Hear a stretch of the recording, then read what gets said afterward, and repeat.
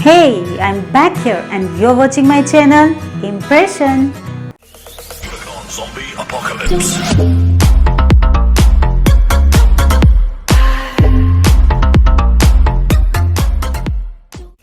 Click on Zombie Apocalypse.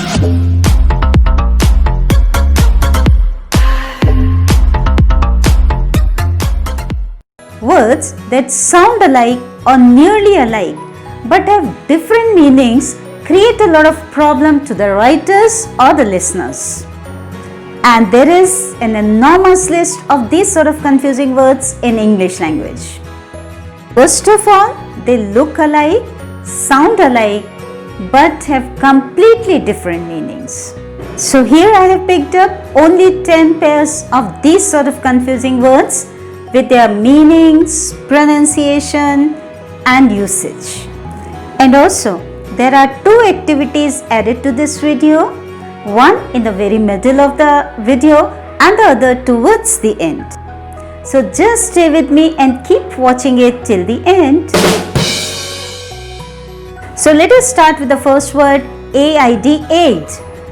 And here this aid is a verb, a sort of relief, assistance, help given to someone. And the example for this can be, the work was done with the aid of a computer. Here aid means the help of a computer. With the assistance or the help of a computer, the work was done. The other example for this is, the government has given economic aid to the poor and destitutes. Again, aid is used as a help or assistance or some sort of relief. The other AIDE is also pronounced in the same way, aid, but it is used as a noun. We used AID as a verb, but AIDE is used as a noun. So here aid means assistant or the helper. The one who helps someone, the one who assists someone is known as AIDE, aid. Both the words are pronounced alike. And the first example for this is, doctor's aid will provide you medicines on time. Means doctor's helper or the assistant of the doctor will give you medicines on time. The second example for this is, he served me as an aid in my green campaign. Means when somebody helped you in making your green campaign a success, you can say, he served as an aid in my green campaign. The second pair is advice and advise. ADVICE is pronounced as advice. Ending words VICE are pronounced as wise. It means recommendation regarding a decision. It may be an information or a notice. So the first example for this is, take my advice and buy a new car. Advice here is used as a noun. The second example is, he needs to follow the expert's advice. Let's see, ADVISE. And this advice is pronounced as advise. In the end, the sound is Z. Advise. It is not advice like VICE. It is VISE. So it should sound like advise. And its meaning is recommendation regarding what should be done. Meaning is same. The only difference is advice is used as a noun, whereas advise is used as a verb. Let us see example 1. They advised him to work hard. They advised. SED. It is now changed into past tense. In noun, we cannot add anything, but a verb can be changed into past tense, past perfect tense, or in ing form also. Now for better comparison, I have taken up the same sentence, I advise you to buy a new car. In advice, I told, take my advice and buy a new car. Take, main verb, my advice, because it is a noun. But here in this sentence, I am saying I advise you to buy a new car. I advise, it is a verb. So it can be changed into past also. I advised him to buy a new car. I am advising him to buy a new car. So you can, I think, understand that CE is a noun but SE is a verb. The third pair is axis and axis. Little difference only is there, and that also in the beginning.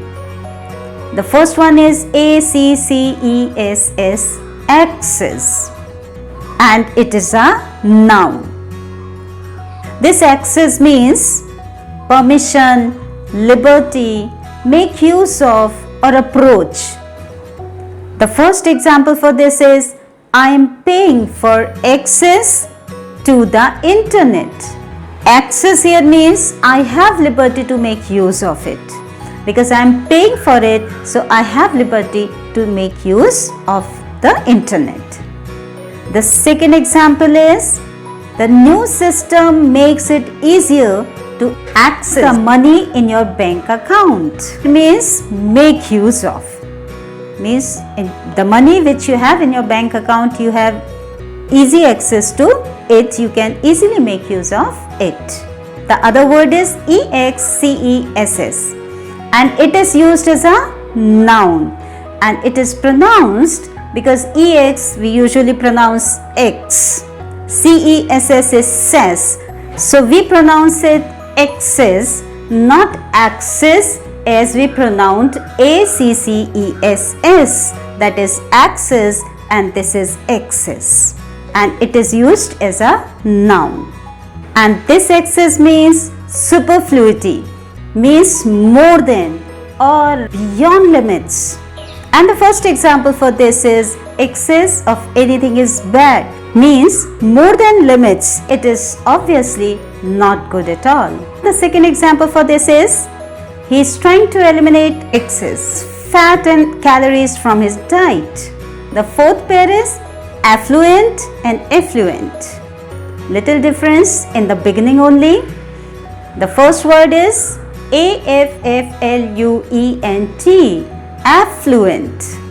As sound is longer than usual, affluent. It is used as an adjective and it means having abundance of wealth. The example for this is Rahul was born in an affluent family. Affluent family means rich family, a very prosperous family. The second example for this is he is so affluent that he can send his children to any good school. The second is effluent, EFFLUENT. It means flowing out or outflowing branches of main stream or river. And this also is used as an adjective. It means affluent and effluent both are used as adjectives. And the first example for this is the factory has been accused of discharging effluent into the river. So it means whatever the material, the waste material might be coming out from the factory, it has been charged for that. The second example for this is byproducts and effluent of the sugarcane industry contain a lot of amino acids and nutrients. Now this is the time for your activity. You may pause the video for a while, think your answers and check them later. So just have fun.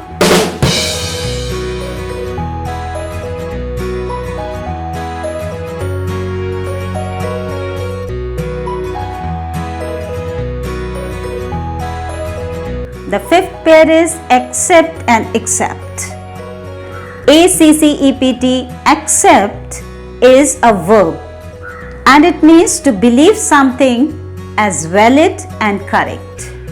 The first example for this is she agreed to accept the terms and conditions of the contract. Means she believed that it is valid and correct and she accepted. The second example for this is I accept your advice. Now EXCPT is accept, and it is mainly used as a preposition but also as a verb and conjunction, and it means exclude or remove something from the group. The first example for this is, she couldn't tell him anything except that she needed money. Except, other than that, she needed money, she could not tell him anything. And the second example for this is, the store is open daily except Sundays. Means other than Sundays, it is all days open. And the sixth pair is assent. And both the words are pronounced in the same way. There is a minor difference in the spelling only. First one, ASCENT, ascent. It means rising high, going up or climbing a mountain. And the first example for this is, we made a successful ascent of the mountain. It is used as a noun here, and it means we climbed up the mountain successfully. My friend began the ascent before I did and was found halfway up when I started. Means my friend started climbing up the mountain before I had started. The other word ASSENT, ascent, is used as a verb as well as a noun.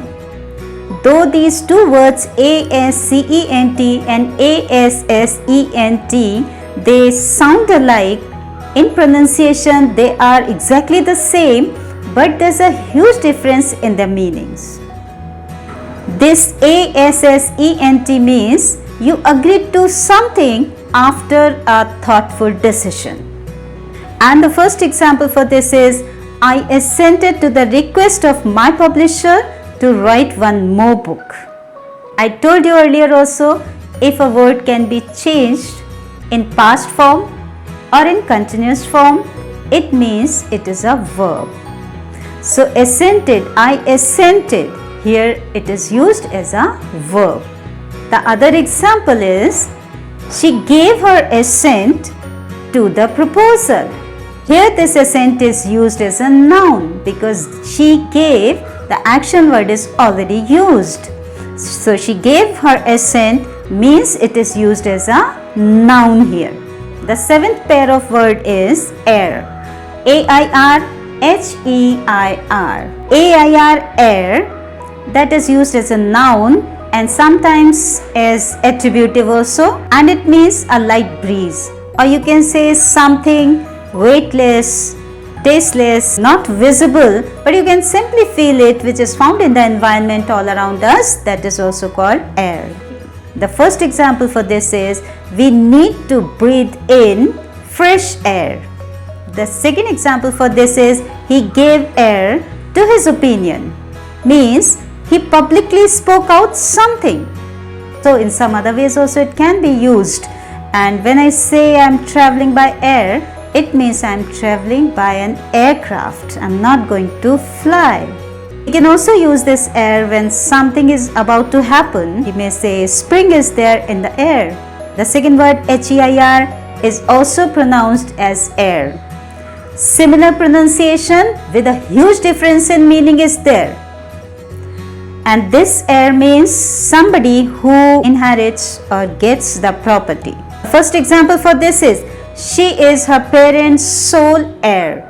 It means she is the sole child, single child, and so she will be inheriting, she will be getting all the property of her parents. And the second one is, the king left no heir when he died. Means king left nobody to whom his property or throne could be given after his death. The next one is alter. ALTAR, ALTER, with a very minute difference. Alter, altar. ALTAR is a noun. It means a raised sort of platform where sacrifices are offered in the name of worship or rituals. And the first example for this is, he sacrificed his family life on the altar of career advancement. Second example is, he laid his offerings on the altar of goddess Durga. Means he offered it at the altar of goddess Durga. The other word alter is used as a verb, and that is pronounced alter. And this alter is making it little different without completely changing it. We make alteration of dresses, alteration in the house, or somewhat like. Means we make it little different without completely changing it. The first sentence for this is, I will not alter my decision. Means I am not going to change my decision completely. And the second example for this is, I have to get my dress altered before the family function. The other pair of words is border and border. border, border is a noun, and it means the outer part of something, the edges, or you can say the margins. And the example for this is, I have bought a dress bordered with beautiful sequence work. It means at the outer side of the margins, there's a beautiful sequence work done on it. And we call it border, just a little stress on O. The other one is boarder. And when O and A are together pronounced, they give the sound of border, not border.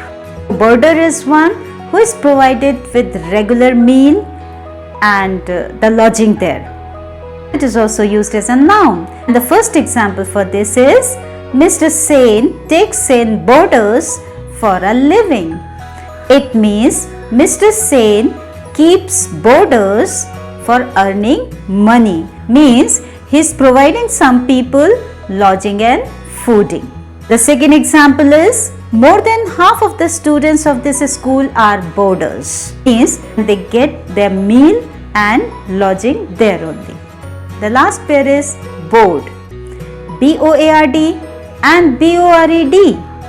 board is a noun, and it is a flat surface, usually rectangular and made of wood or card.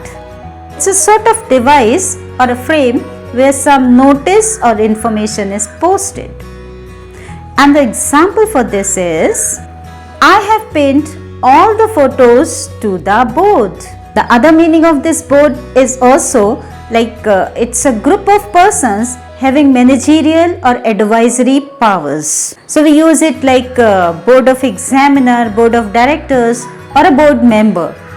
And the sentence for this can be, she is on the bank's board of directors. Means she is the member of the group of the board of directors. The other bored is also pronounced the same. This is also bored. It is used as an adjective as well as a verb. And the meaning is, when something is full of boredom, we call it bored. The first example is, he has a bored voice. Bored is used with voice, so it is used here as an adjective. The other example for this is, his long lectures bored us. Bored us means action word here, so it is used as a verb. Now this is the time for your activity. You may pause the video for a while, think your answers and check them later. So let's have fun.